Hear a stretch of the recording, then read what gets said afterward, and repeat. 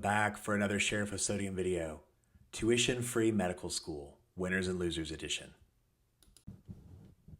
If you haven't heard the news, there's a new tuition-free medical school. Earlier this week, Johns Hopkins University announced that, thanks to a $1 billion gift from Michael Bloomberg, most students at their medical school will be able to go to school tuition-free. The news got splashed across the pages of all the major media outlets, and it generated a variety of responses. So you know what that means. You guessed it. It's time to break it down, winners and losers style. Our first winner, billionaires. You know, these days, billionaires sometimes get a bad rap. I mean, you might think that a society like ours would show some gratitude to billionaires for keeping the caviar industry afloat or employing literally hundreds of people on each one of their yachts, or I don't know, maybe just the basic human kindness that they show to their friends on the nation's high court, taking those hardworking folks who hardly have time for a vacation on little hunting trips and stuff like that. But no, instead of just uniformly praising billionaires as shining beacons of diligence and work ethic and holding them up as examples to the rest of us of what one can really accomplish if they just pull themselves up by their bootstraps, there's actually people out there who are quite critical of billionaires. Some politicians actually would have you believe that billionaires are merely beneficiaries of an unjust economic system. And they'll point out to you things like how the average Amazon worker makes just $38,000 a year. So in order to accumulate $172 billion like Jeff Bezos, they would have to earn those wages for 4.5 million years. Which I'm sure is just what a pull yourself up by the bootstraps kind of guy like Jeff would do. But I digress. There's other whiners and whippersnappers who try to point out stuff like how Michael Bloomberg, the very benefactor of this Johns Hopkins tuition-free program, he pays just 1%, $1 for every $100 he earns in income tax. And that really isn't very much when you recall that the typical American gives up around 14% of their income to income tax, and the average physician sees a much greater percentage of their paycheck disappear every time that they get paid. But anyhow, if you're a billionaire and you're sick of the bad press, one of the best things you can do is generate some good press by giving away some money. Philanthropy inspires goodwill, and it makes people a whole lot more willing to look past anything else.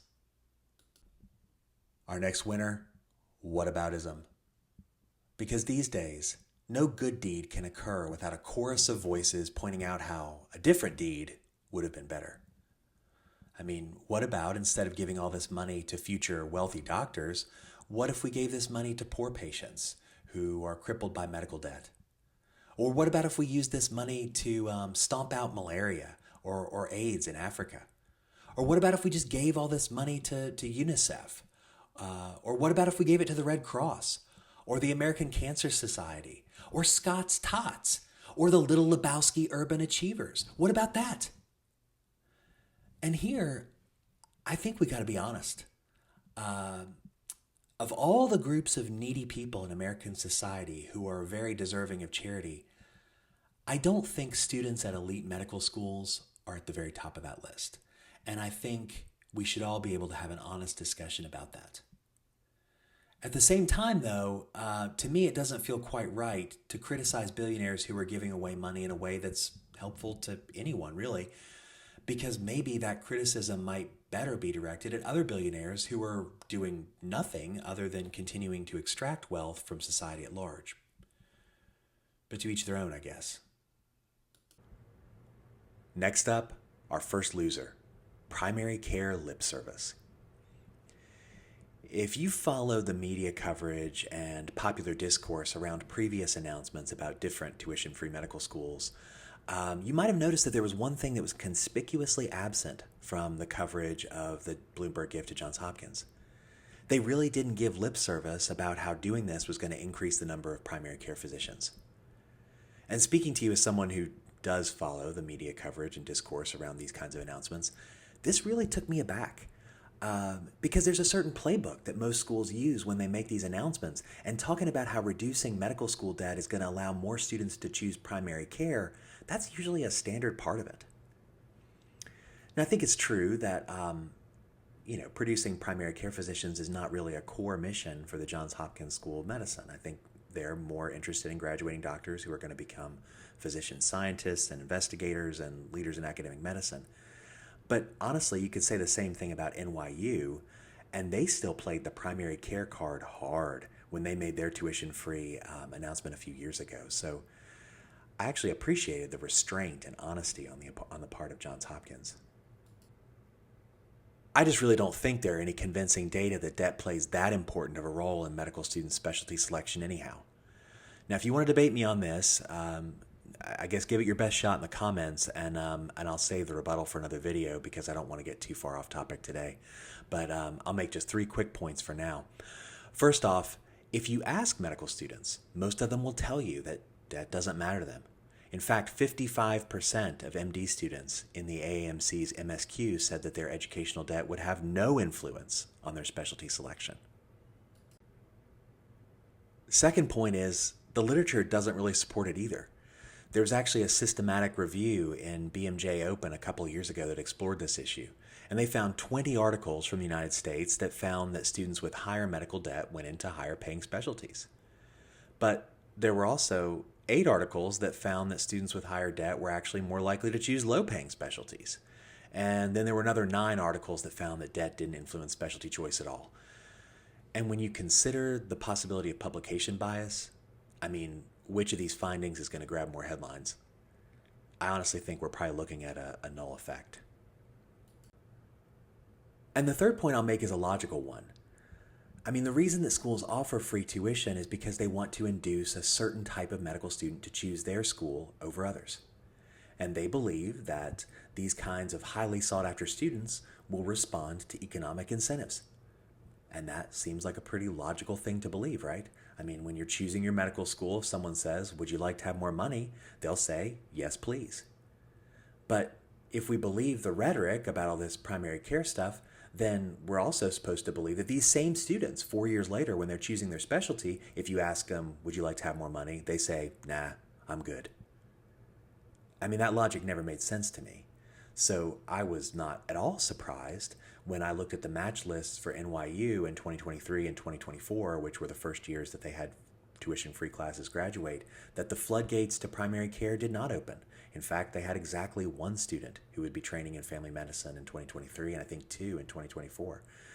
And let me be clear, I don't begrudge any of that. Not for the students or for the school. My point is simply that the point of going tuition-free is to increase the selectivity and the stature of the medical school. It's not to do anything for medical student specialty choice. Next up, a winner. Asterisks. Some of you keen-eyed readers might have noticed that in the New York Times article that I showed you a moment ago, it didn't say that Johns Hopkins would be tuition-free for all medical students, just most of them. Now, there are some medical schools that are truly tuition-free. NYU, Albert Einstein, Cleveland Clinic, Larner College of Medicine, all come to mind. At these schools, no student pays any tuition. But there's an even larger number of medical schools these days who, at various times or in different ways, have suggested or advertised themselves as being tuition-free.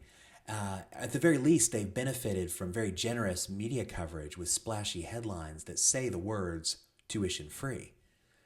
But then you get to reading about it and there's an asterisk. Kaiser Permanente was tuition-free, but only for its first 5 classes. University of Chicago announced last year that they would be tuition-free for up to half of each incoming class. And of course, that's basically the same thing that Washington University and St. Louis did a few years before then. Harvard Medical School, Duke, they've also gotten favorable media coverage for plans that are really basically just expanded financial aid programs. And honestly, that's what the Johns Hopkins program amounts to, despite all the media coverage of it. Basically, Johns Hopkins is agreeing that they'll be tuition-free for students whose families earn less than $300,000 a year. Families that earn less than $175,000 a year will get their expenses covered too. And altogether, Hopkins officials estimated that nearly 2/3 of students would pay no tuition. So folks, let me be clear. I am all in favor of students paying less for medical school. My only point here is that sometimes the reality doesn't match the media coverage or the popular discourse. Next up, a push. Rich kids. Now, before I even get into this, I need to head off a question that I get whenever I do a winners and losers, which is, what is a push? And for those of you who didn't have a misspent youth poring over sports betting lines in the newspaper, a push is when a bet has no winner or loser. And that's what I'm calling here, so let me explain why. As I told you a minute ago, students whose families make more than $300,000 a year don't qualify for free tuition under the Hopkins plan. And since we're told that, quote, nearly 2/3 of students do qualify, well, arithmetic would dictate that that means that at least 1/3 of current Johns Hopkins students come from such affluent families. And you might be tempted to put those students in the losers category because they're not going to get their tuition for free. But I do want to point out one more figure in the news story that caught my eye. One of the Hopkins officials noted that the average educational debt for a Johns Hopkins medical student is $105,000, which is a lot of money, but it's also only half of what the average MD student's debt level is at graduation. And it's the same amount of debt that actually many students incur every single year that they spend at certain expensive medical schools that will remain nameless in this video because of the nasty messages that I received from one such school when I listed a factual table of DO medical schools whose graduates have the largest amount of debt. Now, if you're interested in seeing that video, though, I will link to it in the notes below. Anyhow, this $105,000, to me, that was really a very striking figure because it strongly suggests that even the students from affluent backgrounds have found ways of managing the high price tag at Johns Hopkins without going into a lot of debt. So maybe they're getting merit-based aid already. Maybe they're doing MD PhDs. Maybe they're so affluent that their parents just cut a check for daddy's special widow boy. Whatever's happening, despite the high sticker tag, Johns Hopkins students end up with significantly less debt than the average student. And that was before 2/3 of students would be getting it tuition free. So even though students from high income backgrounds won't be eligible for this plan, I think they'll be all right in the long run. That's why I'm calling this a push. Next up, we've got another winner, enrollment managers. One thing about creating a program that guarantees to cover free tuition for all students whose family income falls below a certain threshold is that it then becomes incredibly important for you to regulate the number of students that you admit to your school who might qualify for this program, because the last thing you want to do is overshoot and admit a class where 100% of students qualify for free tuition if actually you only have enough money to, say, cover, nearly 2/3 of them. Because in that case, then you have to go back to Mr. Bloomberg with your hat in hand, and you just have to hope that he'd be willing to spare a couple of hours of the interest that he earns on his investments to pay for these unanticipated costs. Now, these days, every major college and university already employs, or at least consults with, an expert enrollment manager who has real expertise in making predictions about the yield of various admissions offers and how best to leverage the school's financial aid to get the students that they want to come while still keeping the school's books looking good. I gotta think that these folks' services are going to be at a premium with new policies like this. Next, a loser, state medical schools. Historically, there have been a certain number of very capable medical students who, for financial reasons, they choose against going to a so-called top 10 or top 20 medical school and instead decide to stay home at good old State U. But as more big-name private schools go tuition-free, or at least something close to it, the main advantage that these state schools have is going to fade. And it's true that physicians generally tend to settle down and practice in close geographic proximity to where they go to medical school, or especially residency and fellowship. So this may result in a bit of a brain drain for some states. Next, we've got another winner. It's billionaires. Again, the billionaires stay winning.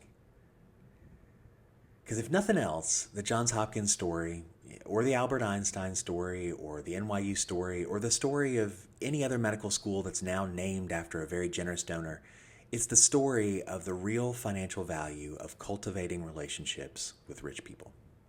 And whatever else university presidents and rectors and members of the Board of Regents do, make no mistake, this is the real value that they add. And all the people in the development offices who are coming up with ways to make donors feel special and good about themselves, they are paying their salaries 1,000-fold if they can sink a hook in a big fish like this. To me, the biggest question after this story is, what school is going to be the next domino to fall?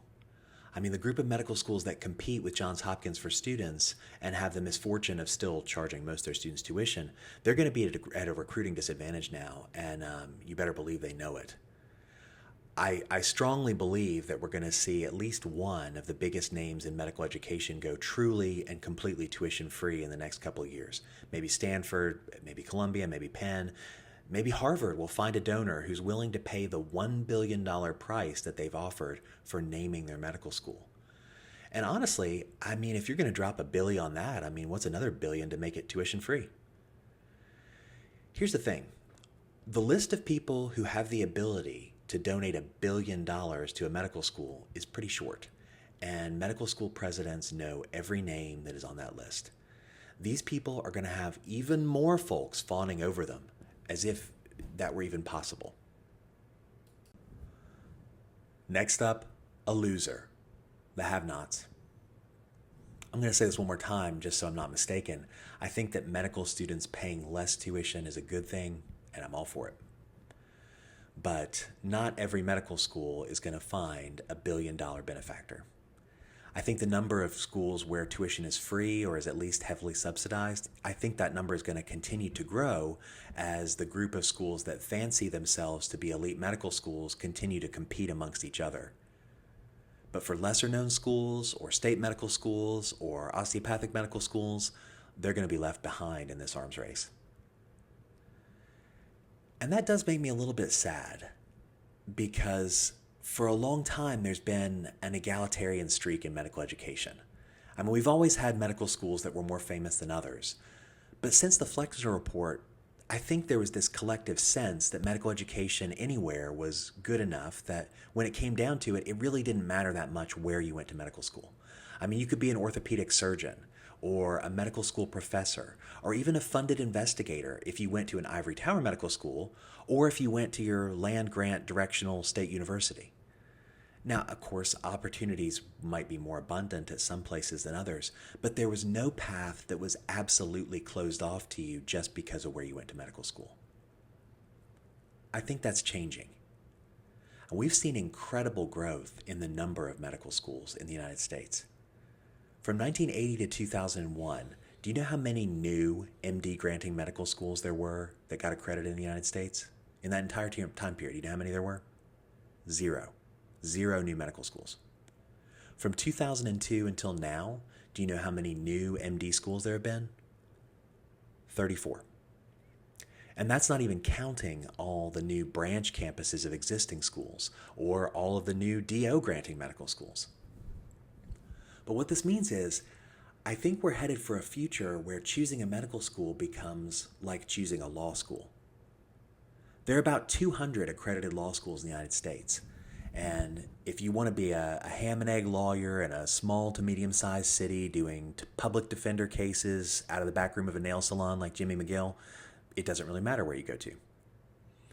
But if you want to have an office in a shiny building, or if you want to become a federal judge, or if you want to become a partner in a white shoe firm, you've got to be very much more choosy about which law school you attend. And sadly, I think it's going to be the same way in medicine in 15 years. If you want to become a dermatologist or an otolaryngologist or a neurosurgeon, you're going to have to go to a place that's been decreed a top medical school. But if you want to be a humble primary care physician, I guess you'll still be able to go wherever you want. And I don't think that's a good thing. It's not good for collegiality among physicians who have to work together on these patient cases. It certainly isn't going to be a good thing for patients. I think it'll become one thing among others that will be used to lower compensation for the specialties that already receive lower compensation. And I think it'll even hurt the prestigious and higher paying specialties too, because now students will be effectively chosen for surgical subspecialties on the basis of their MCAT scores or undergraduate science GPA. And finally, a push: economic diversity. I pointed out a moment ago that over a third of current Johns Hopkins medical students come from families who earn more than $300,000 a year. That puts them in the richest 5% of all Americans. Now, Johns Hopkins students are a little richer than students at the average medical school, where only 25% of students come from families in the top 5%. But the fact remains that medical students as a group are not very economically diverse.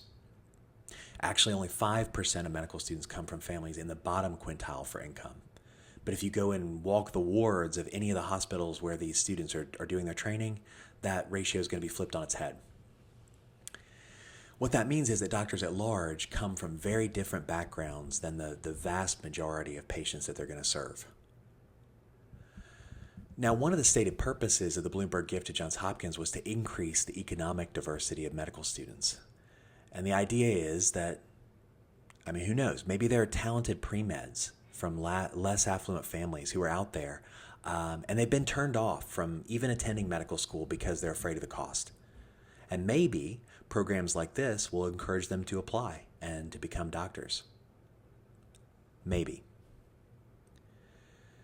Thing is, getting into Johns Hopkins is a highly competitive process. It's not something that you can do on a whim. These days, getting into medical school, any medical school, it requires a deep commitment over a sustained period of time to build the kind of application that admissions committees will review favorably. I'm very skeptical that there's this deep bench of qualified pre-meds who have done everything up until the point of actually applying because they were afraid of incurring educational debt. Instead, I think the vast majority of potential doctors from low-income families, I think they quit running way earlier in the race. And so if you dangle a little extra money at the very end, it isn't going to get very many more of them across the finish line. If you really want to increase economic diversity in medicine, I think you've got to deploy those financial resources way earlier.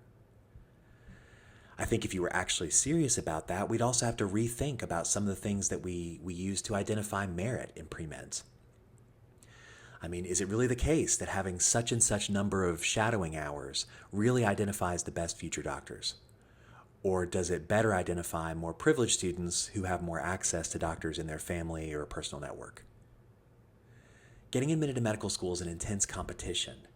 And when any competition is intense and all the competitors' engines are turning at their maximum RPM, the small degrees that ultimately separate winners from losers, it often has more to do with different starting points than different top speeds.